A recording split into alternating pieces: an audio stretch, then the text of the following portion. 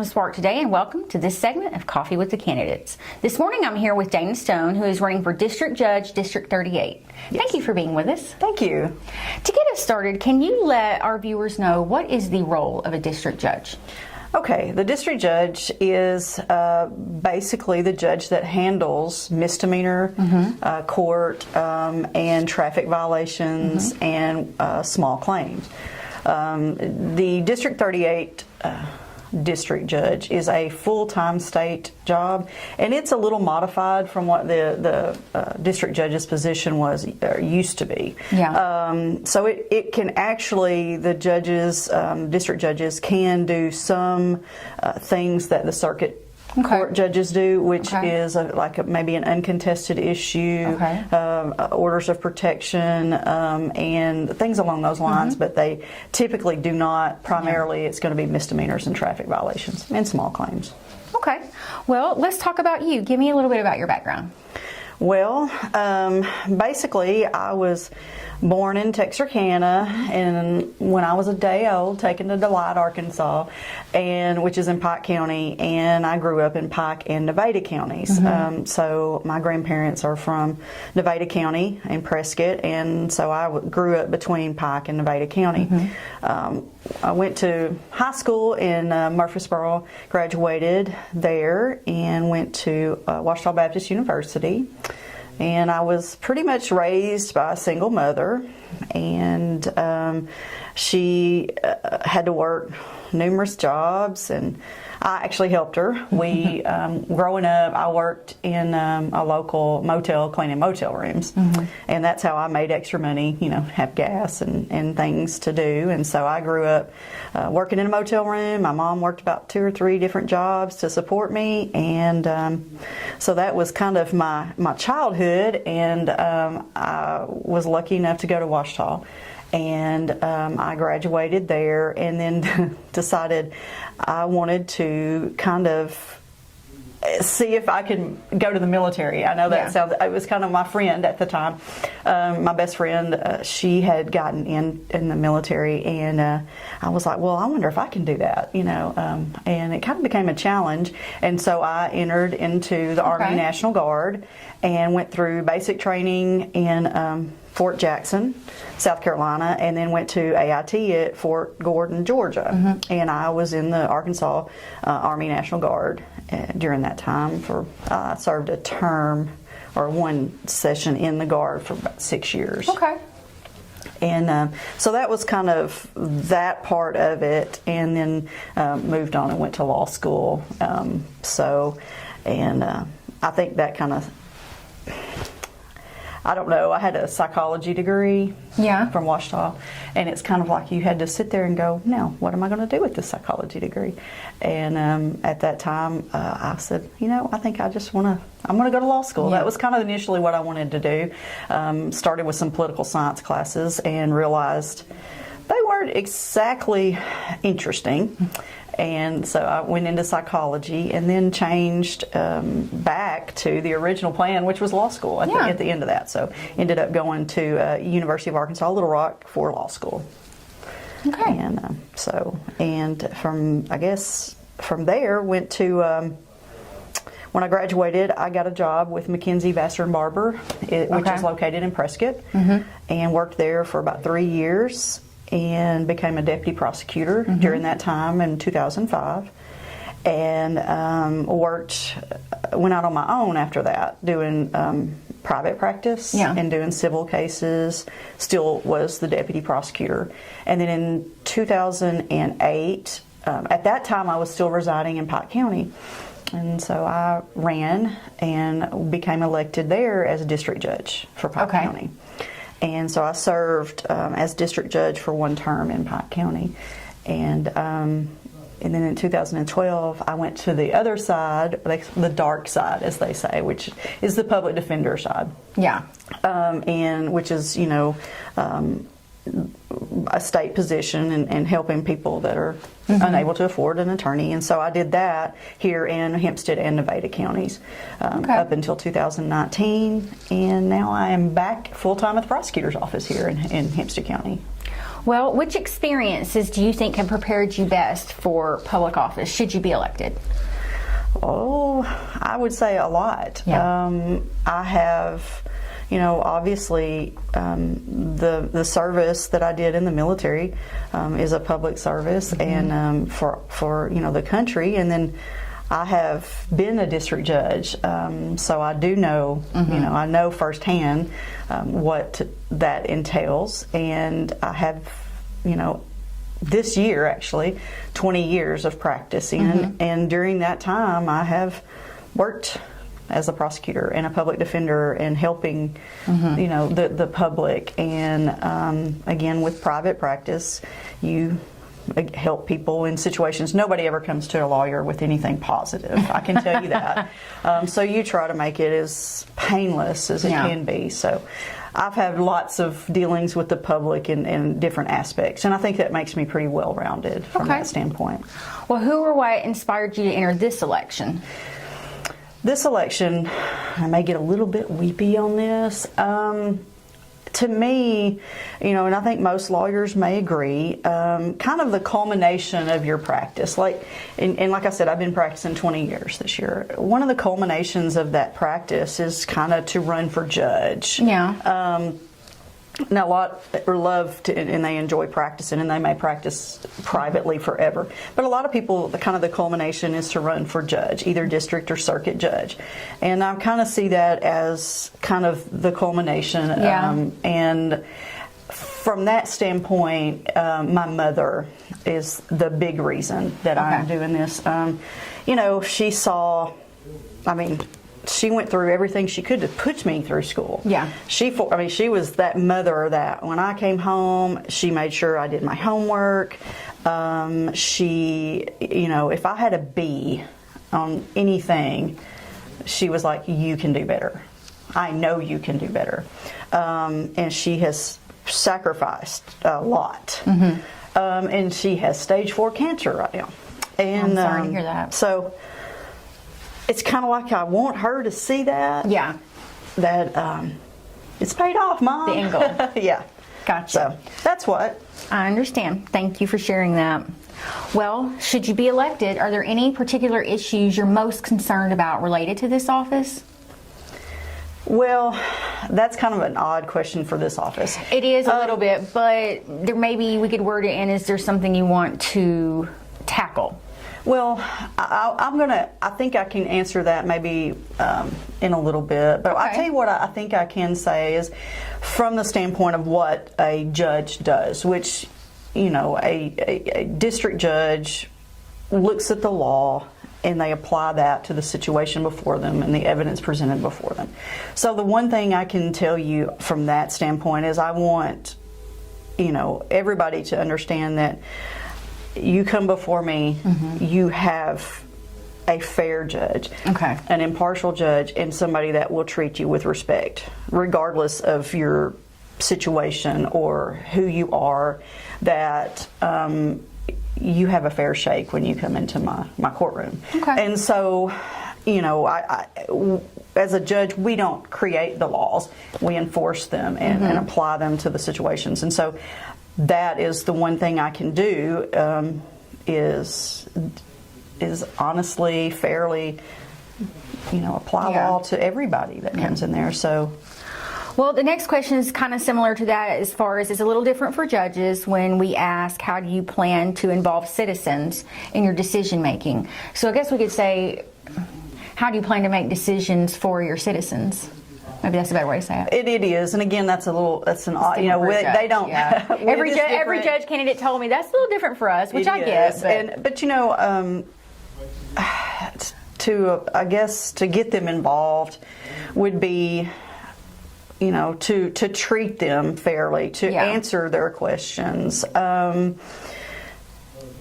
of the things I did when I was district judge before is, especially in the small claims, which is a little civil disputes.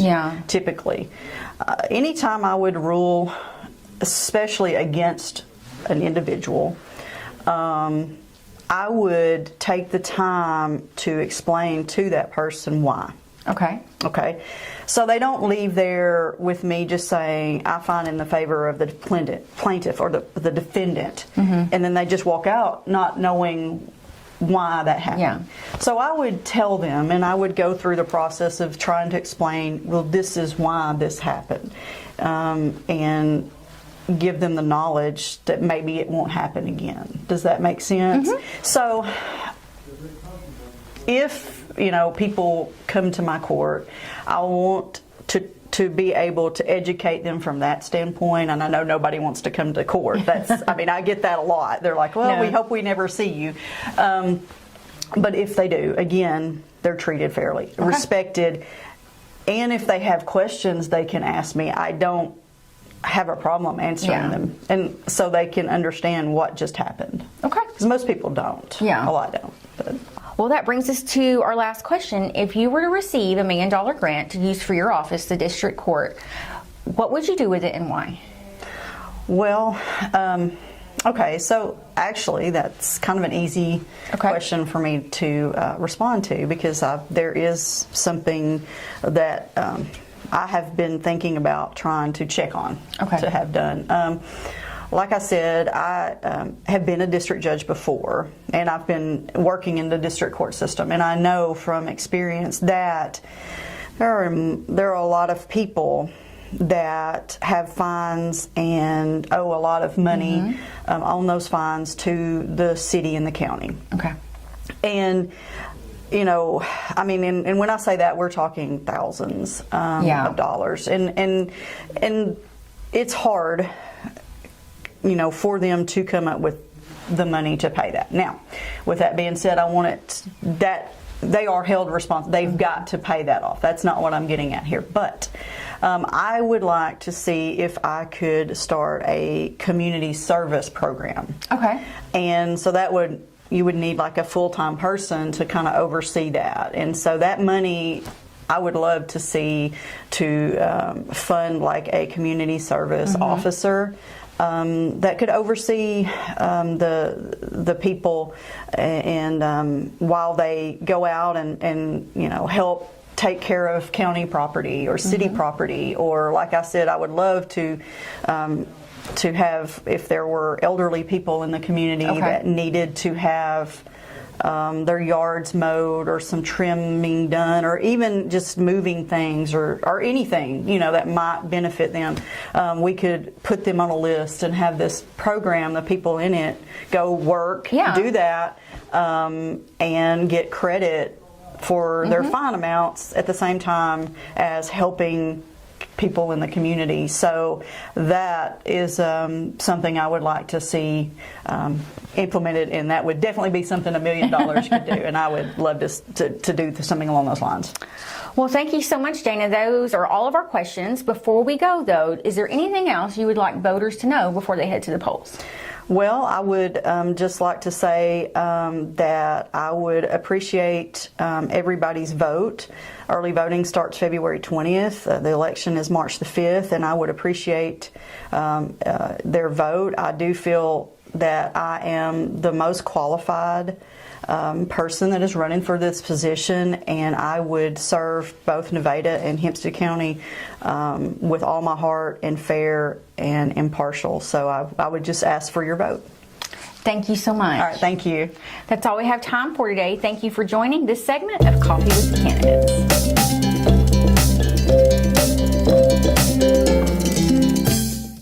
This is April, and welcome to Coffee with the Candidates. This morning I have with me Bryce Montgomery, candidate for District Judge in Hempstead and Nevada counties, correct? Right. District 38 makes up Hempstead and Nevada counties. All right. Well, thank you so much for being with us. Yep. All right. To get us started, can you define for our viewer what is the role of the District Judge? A district judge is a little bit different maybe than the sort of judge we would think of on the TV. Okay. The district judge handles your small claims cases, which are typically less in value, maximum dollar value of $25,000, your traffic tickets, your city ordinance cases, kind of your lower crimes, no felonies, no juries, that sort of thing. It's more of an administrative role. So it's really more about doing things efficiently. It's about dealing with kind of smaller problems than the extravagant stuff we see on Law and Order. order. But ultimately, I mean, it's about treating people with respect and decency and getting them through and out, you know? Okay. Well, let's let everybody know a little bit about you. Tell me about your background. Yeah, my name is Bryce Montgomery. I'm from Hope. I went to Clinton Primary School, Burl Henry, Yerger, Hope. Went to the Arkansas Math and Science School my junior and senior year of high school. From there, I went to college at Fayetteville. Went to law school there as well. Passed the bar, and now I've been back here. As far as my background goes, my grandfather's Lynn Montgomery. He was a chicken farmer. My dad is Bill Montgomery. So I've been in Hope on farms most of my life. Yeah. All right. What experiences do you think have prepared you for public office? I think it's about being a member of the community. I don't think that a judge is someone that can just go and do it in any county that they pick. I think it's about knowing the community, knowing your citizens' values, and ultimately, when you go and you're on the bench, you represent your community. You are the state of Arkansas, you are the city of Hope or city of Prescott, in that you're judging these people based on the laws that your community has set forth. And so I think in order to be efficient at this job, I think you have to know what you're doing, and not to mix questions or anything, but I would say what really is the main experience that's helped me get ready for this role is my time doing labor, working on a farm, being around agriculture, being around, so often these people are overlooked. We don't think about them often until it's, I guess, time for tax season, be the time the government really pays attention to them. But really, I think it's about understanding people's values and what it's really like to, drive a cattle truck, drive a hay truck.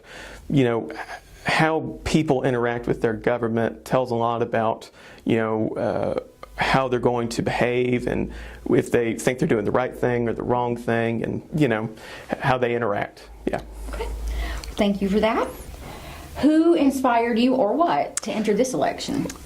My grandfather, Lynn Montgomery. Lynn Montgomery was a member of the Hempstead County Quorum Court for 50 years. He started in his 20s, and he just retired about, I think, 5 years ago now. He's the hardest working man I've ever met. I've rarely seen him take an entire day off, at least. But I mean, he strives for it, and he showed me growing up what it really means to care about your government, care about your community, and being a member of that community as well.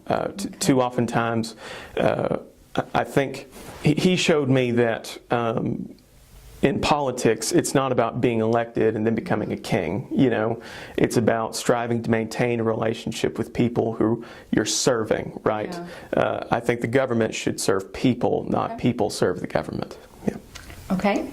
Are there any particular issues you're most concerned about with this office should you be elected? Yes. I think, first of all, I think it's important that this office is used to promote the equality of law and its application to people, the citizens of Hempstead and Nevada counties. I think it's important that the law that applies to you is the same law that applies to me. I think this office lends itself maybe to the perception of backroom favors because there's not a lot written down, there's no jury involved. So I think it's important just to make sure and make it very apparent that law is being handled evenly and that there's no favors being done. More specifically, the Hempstead County District Court's office currently has fines on the book in the amount of $10 million, which to me is a pretty staggering amount. These are fines that result from traffic tickets, city ordinance violations. I mean, this and that, all the way up to some misdemeanors. But to me, in a population of 20,000 people, to have $10 million on the books, it shows to me that maybe we aren't taking our payment plans, our collection plans seriously enough. I know that this district isn't what I'd call particularly wealthy as far as our governments go, and it seems like every year there's a new tax or something that we're having to raise money for, but it seems to me like we have money that's just waiting there to be collected. Now, not all that $10 million is going to be good debt that you can collect on, but to me, if you go into the district court, what you'll see is someone who's up there for non-payment of fines, and what they'll do is they'll add on another $5 a month to their bill and send them on their way until they're there in 2 months' time, you know? So I think it's time that we introduce a little bit more accountability into making sure that, mind you, these are criminals. These are people, I mean, I use criminals in the loosest sense of the word. I don't think you're necessarily a criminal for having a traffic ticket. Exactly. But, yeah, but these are people who rightfully owe the government. Yeah. And it's important that, you know, before they take $1 from me or you, I think we should go get it from the people who already owe it. So that's something that I'd like to see taken a little bit more seriously in this position. All right, thank you. How do you plan to involve citizens in your decision-making process? I think, and granted, that's a bit of a tough question to answer when you're the judge and you don't have a jury, but I think mostly, as far as involving citizens, I think it's about treating people with respect. It's about open transparency in the office. I think what's most important is that when people come into contact with this office, which typically means either you were in trouble, you got a speeding ticket, or someone has wronged you in a small or major sense, that you're treated with respect and decency, and that a lot of people don't have time to wait around in traffic court all day. A lot of people have jobs. That's maybe half the reason they were speeding in the first place. I think when it takes you all day to go through a court, process, whether that be in the civil realm or the criminal realm, I mean, it has consequences. A lot of people don't have time to lose, especially if you're working an hourly job. If you lose a half day's worth of work, I mean, what bill are you going to miss that week? You know? So I think as far as getting citizens involved, I think it's about reaching out to them. I think it's about working your docket as much as you can, as quick as you can. And I think it's about showing people common courtesy and respect, and just keeping in mind that, it's the people's job, it's the people's power. They just lend it to you for 4 years, Well said. Well, that's all we have time for today. Is there anything else you would like viewers to know before they head to the polls? Yes, early voting is a period of time that happens from February 19th, although this year it's February 20th because of President's Day, February 20th through the election day on March 5th. So any day you can vote at the courthouse from February 20th to March 5th. On March 5th you can vote at your normal polling places. But if I had one piece of advice, it's vote early, vote often. Thank you much. Thanks so much. This is April, and this is your segment with Coffee with the Candidates.